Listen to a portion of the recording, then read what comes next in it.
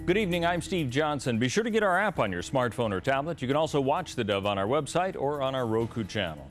Well, from the Dove newsroom at this hour, the death toll from a bombing in the Thai capital, Bangkok, now stands at 18. The explosion at a popular shrine during evening rush hour also injured more than 100 people.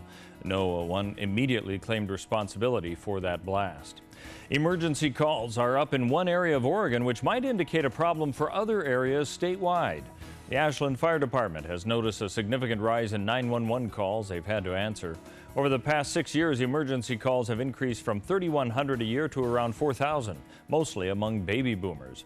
That's putting a strain on the Ashland Fire Department, where Fire Chief John Karn says the effect is simple. If the trending continues, we're going to have to hire more personnel ultimately at some point. If we reduce our call load, it will maybe defer that for a number of years. But all fire departments are trending call increases. Ours happens to be at a little higher pace. Now, as firefighting costs increase, Karn says he would expect more of a move consolidating city and county fire departments in an effort to cut those costs.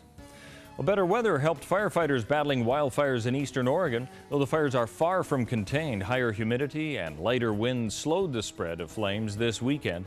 A lightning-sparked fire near John Day has grown to nearly 60 square miles and has destroyed at least 26 homes. Roughly 300 firefighters were assigned to the blaze over the weekend, and more are expected. Hundreds of evacuated residents on the Warm Springs Indian Reservation were allowed to return home Sunday as the danger eased from the County Line 2 fire. Containment of the 85 square mile blaze increased to 25%. Coast Guard says a 22-year-old surfer has been rescued near Cape Kiwanda on the Oregon coast. Coast Guard says it received reports that a surfer was in distress Sunday afternoon. He was reportedly drifting in and out of consciousness. While the air crew and another boat crew were on their way to the scene, bystanders were able to lift the surfer out of the water and onto a rock formation. Helicopter crew later hoisted the man to Pacific City Airport. He was later taken to a hospital in Portland. The Astoria City Council considering a ban on tobacco use in city parks. Council discussing the potential ban, and the ban would also apply to traditional parks as well as popular tourist attractions such as the Astoria Riverwalk and the Garden of Surging Waves. Well, time to take a look now at what we can expect on the weather scene for our area. And for Northern California and Wairika, 57 degrees and clear skies, 103 and sunny for tomorrow, 101 on Wednesday.